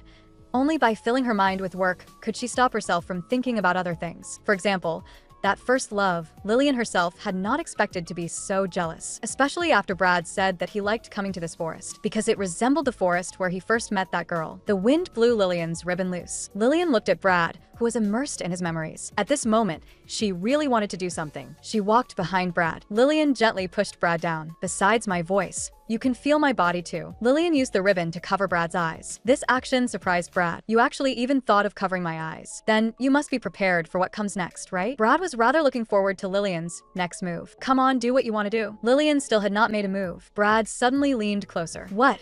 Is your purpose only to admire me? Otherwise, why are you standing there without moving?" Blushing, Lillian's face turned even redder. "I want to see the way you look when you're excited." After saying that, Lillian kissed Brad, and between the two of them there was only the quiet sound of their pounding heartbeats. Her kisses moved downward all the way to his Adam's apple. She bit it neither too lightly nor too hard. "I hope that when you come to this forest in the future, the one you think of is me, not your first love. And I too will think only of you with all my heart." As she spoke, Lillian began unbuttoning Brad's shirt. How could Brad possibly withstand Lillian teasing him like this? Because he could not see, he longed even more to hear Lillian's voice. Even with his eyes covered, the man was still handsome. Brad grabbed Lillian's hand in one motion. He turned the tables and pinned Lillian down. "I can't endure it any longer. Even with my eyes covered, your expression and your breathing have filled my mind completely." Their fingers interlocked tightly, and they spent an intimate and joyful time together. The next day, when Lillian saw the ribbon, she could not help thinking of yesterday's scene. To think she had actually done something like that, she shook her head hard. Now is not the time to be thinking about that. Her younger brother poked his head in. The two of them embraced each other. Lillian felt guilty for not having taken good care of him. "I'm fine. Priest Evan has already used divine power to help heal me." What they were worried about now was Antonio. the youngest in the family. Although their father had always doted on him, there was no one left at home for their father to vent his anger on. The siblings' worry was not unfounded. Their father was at home at this very moment, smashing things to vent his rage. He was furious with Lillian. At this time, Antonio still went to ask his father when his older brother would come back to play with him. He was holding a baby in his arms, and it looked remarkably like him. Lillian's father was in the room, flying into a rage. Who is it now? Coming in without even knocking. The youngest son of the family pushed the door open and entered, nearly becoming the target of his anger. The boy called softly, "Father, when will Brother Dandruin come back? He promised to play with me." Fortunately, his father had no intention of venting his anger on him. "Antonio, you are going to become a noble family son-in-law, so you can't spend all day thinking only about playing." "I understand, father, but is the AS Merchant Guild finished?" "I understand, father, but is the AS Merchant Guild finished?" Antonio precisely rubbed salt into his father's wound. Who exactly dared to say such a thing? Who exactly really dared to say such a thing? It was people in the guild talking. The mine trade had been cut off,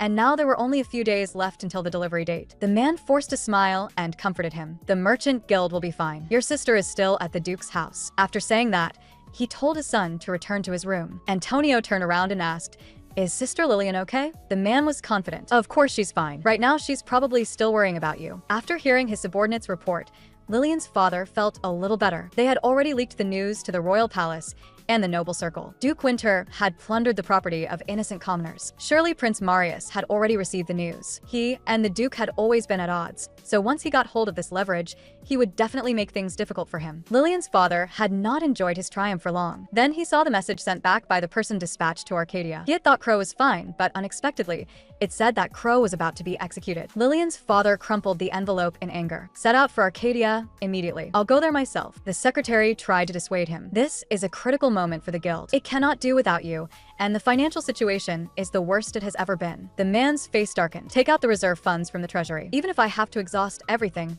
I will bring Crow back." Meanwhile, Lillian, not knowing that her plan was proceeding smoothly, went to visit Brad in a good mood. She had even thought of an excuse. She would say that she wanted to thank him for treating her younger brother Dandruin. As a result, Lillian did not find her husband in the church. Instead, she saw two people with strange expressions. She went up and asked whether Brad was there. The two exchanged a glance and said in unison, "No." Lillian left on the surface, but hid around the corner. As expected, she heard the two of them talking. This only further confirmed the doubts in her heart. "Wah." A loud baby's cry rang out. Lillian immediately decided to rush over. Ignoring their attempts to stop her, she pushed the door open. Lillian's mind was filled with the memory of when she herself had once mentioned children. Every time, Brad's expression would stiffen. If he already had a child, it really was a child. It was Lillian's first time seeing Brad holding a child. When Brad saw that it was Lillian who had come in, his face changed drastically. Holding the child, he turned around. "Who opened the door for you? Get out at once." Behind her were the priests who had hurried over. Lillian asked aloud, "What exactly is going on? Tell me, Brad. Why are you holding a child that looks like your own?" Brad did not answer. He only told them to escort Madam out. The priests apologetically led Lillian away. Looking at the scene in the room, Lillian's expression darkened. Brad would not even say a single word to explain himself to her. "Was it Brad who told you to stop me?" "I understand. There must be some hidden reason, but you still have to explain it to me, don't you?" The priest held Lillian's hand. "I can't tell you anything right now, but I guarantee that my lord cherishes you very much." Lillian was not comforted at all. She pulled her hand back and left alone. "Anyway, all of you want me to leave." After walking out of the church, Lillian felt despondent. She had thought that she already understood Brad well enough. She had gone to the forest that only Brad knew, thinking that at least she was the one in this castle who understood him best. But Brad still had secrets from her, so should she continue trusting him? Lillian walked in silence all the way. Sir Talon was waiting for her at the castle. Seeing Lillian's haggard expression, Talon supported her. "Did something happen, madam?" "Nothing. I'm just a little tired." At this moment, Lillian's heart was wavering. She had to find something to do. Talon told Lillian that the contract for the guild master had already been prepared. Everything was ready, and they were just waiting for him to arrive. Administrator Hans was waiting for her to proceed with the next step. "Sir Talon, when Brad comes back, tell him that I'm waiting for him. Tell him I have something to ask him." However, things soon developed in a strange direction. Lillian was pushed onto the desk. That was not what she meant by getting closer. Lillian was handling the guild's affairs by herself. There was a knock at the door. It was Brad. With Lillian's permission, he pushed the door open. "Talon said you had something to say to me." Lillian took off her glasses. "Yes. I want an explanation. Who exactly is the child you were holding in the chapel?" Brad wanted to step forward and explain, but Lillian stopped him. "Stand right there and say it. Isn't this distance too far for talking?" "Yes, Brad. Isn't that exactly the distance between us?" Lillian held back her tears. "Every time I want to get closer, you pull away again. Brad looked at Lillian, who was clearly right in front of him, yet somehow seemed to be separated from him. At this moment, he seemed to feel exactly the same way. I'm sorry, Lillian. I never intended to keep it from you forever. That child is the son of the Imperial Princess. Because he was born unhealthy, he nearly lost his life. After the Imperial Princess was abandoned, he was raised by High Priest Nelba. Lillian stood up anxiously. Then why didn't you tell me earlier? I could have helped you do something too. That child's father is, like the late Emperor, the Imperial Princess was a promiscuous person. There was simply no way to know who the child's father was. Hearing this, Lillian felt guilty. So under those circumstances, there had been no choice but to save the child. Now, may I come a little closer? This time, Lillian did not refuse. Now that the misunderstanding had been cleared up, let's talk face to face. Lillian threw herself into Brad's arms because she missed him very much too. Brad gently kissed Lillian. The distance between you and me is truly too great. Looking at her husband like this, Lillian could not help saying it aloud. Actually, when I saw the child you were holding, for one moment I hoped it was ours. But every time I bring this up, you avoid it. Can you tell me why? Do you want children? Brad caressed Lillian's cheek. I hadn't thought about it before, but now I do. Our child would surely be very clever and adorable. Though it was cruel, Brad still said it. I'm afraid that would be a bit difficult. Brad suddenly chuckled and lifted Lillian's chin. Water flowed from his mouth into Lillian's. The moment Brad said, "A bit difficult," Lillian's face turned deathly pale. Why? Lillian asked in confusion, and Brad held her hand as he explained. The human body instinctively rejects magic power entering it, so the possibility of a human becoming pregnant with a demon's child is extremely low. A demon's child is a condensation of magical power, so the human body develops a defensive mechanism in order to survive. Even if a child is conceived, most mothers die during childbirth. Lillian said hesitantly that until now, she had not felt anything unusual about her body. That is because every time you fainted, Evan infused you with holy power, so you never noticed anything wrong with your body. As he spoke, Brad picked up the teacup and poured water. This scene made Lillian feel thirsty as well. I want some too. She moved forward, wanting to take the teacup from Brad's hand. Brad chuckled and lifted Lillian's chin. Only after a long while did Brad finally release Lillian. I don't want you to bear that risk for the sake of a child. So here. Please focus only on you and me. The next day, the streets inside the city were very lively. Outside the city, merchant caravans were lined up in a long queue. The man waiting beside the carriage was extremely impatient. The others found it strange when they saw people from the AS Merchant Guild too. Why would they come here? But they still consciously made way for them. The man who was being given courtesy showed no gratitude. He only said, "There is an honored person in the carriage." Their behavior was quickly noticed by the captain guarding the city gate. He warned them not to cut in line. Among the merchant guilds lining up here, who do you think is the richest? As soon as he finished speaking, a bag of money was thrown at the captain's feet. Is this enough? Unfortunately, the captain was not impressed. It doesn't cost money to enter the city. Don't you know that people who try to bribe their way and get moved to the very end? Please go to the back. What's all the noise about? A voice sounded. It was Lillian's father, stepping down from the carriage. Guildmaster, this fellow is blocking our way. The captain remained unmoved. Even the Duchess's family members were no exception. Quite right.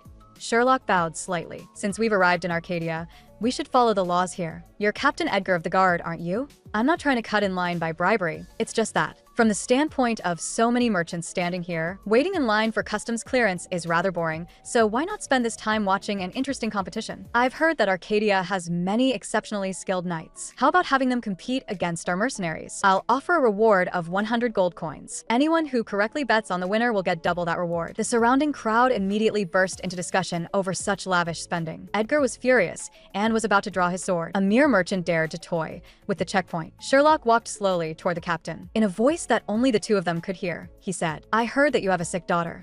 I can provide her medicine for the rest of her life." Very quickly, everyone joined this game. Sherlock stood at the back watching the fight. His face was full of disdain. TCH, the moment they see money, they pounce like vicious dogs on food. After diverting everyone's attention, he turned and got into the carriage. "Let's go." Captain Edgar of the Guard chased after him. "I've already cleared the way for you. Please keep your promise and give me the medicine." Sherlock searched out the potion. "As for the next dose, I'll give it to you when I leave this checkpoint." Edgar clenched the potion in his hand. "You needn't worry. I'll make sure you're the first to leave." The AS Merchant Guild left the city gate, and Sherlock made up his mind. He would first go and speak face to face with the Duke. If that still did not solve the matter, he would take back the daughter he had sold off and make this marriage invalid. At this moment, the Duke and Lillian were already waiting in the reception room. Although she had long known that her father would come, Lillian was still very nervous. What if I make a mistake? She clenched her fists. She had never once raised her head in front of her father. Brad gave Lillian enough confidence. "You have absolutely no reason to shrink back in front of your father. I guarantee it." A sound came from outside the door. "My lord, The guild master has arrived. With his hands behind his back, Sherlock walked in slowly. It's been a long time, Duke Winter. And Duchess Winter as well. Lillian's body stiffened in fear at her father's composed face. This was the voice that had tormented her for more than 20 years. Fortunately, Brad comforted her in time. Don't be nervous. Only then did Lillian muster up her courage. Father, why did you come without notifying us in advance? Sherlock crossed one leg over the other, not taking this daughter seriously at all. I recall sending someone to ask whether Madam would permit my visit, but I never received a reply, so I had no choice but to come unannounced. After all, as a father, this is out of concern for my daughter. You are quite good at changing the subject. Since the wedding, you have never once cared about Lillian's safety. Anyone with eyes can see why you came. A smile curled at Sherlock's lips. Since you want to get straight to the point, then I won't beat around the bush either. Please return my son Crow to me. No matter how much it costs, I'm willing to pay. Lillian suppressed her indignation. At the time of the marriage, he had sold her off like merchandise, and now he wanted to buy back a life with money. But that had always been her father's way. Yet without money, there was nothing he could do. Lillian spoke her mind directly. As far as I know, the guild's financial situation is not very optimistic. The life of your beloved son is surely worth more than the gold coins you spent at the checkpoint on your way here. Sherlock had not expected that his always obedient daughter would speak with such sarcasm. This is not something the Duchess should interfere in. Lillian pushed over a document. Whether I should interfere is for me to decide. This is a contract transferring management rights of the Merchant Guild. Lillian used it as a threat. If you do not sign it, you will not only forever lose the business partners who trade minerals with you, your beloved Crow will also spend the rest of his life locked in the prison of this territory. This time, Sherlock panicked. He shouted angrily at Lillian. Where did you learn to do something like this? You taught me personally, father. You taught me how miserable a person can become. Now it's your turn to experience that kind of tragedy.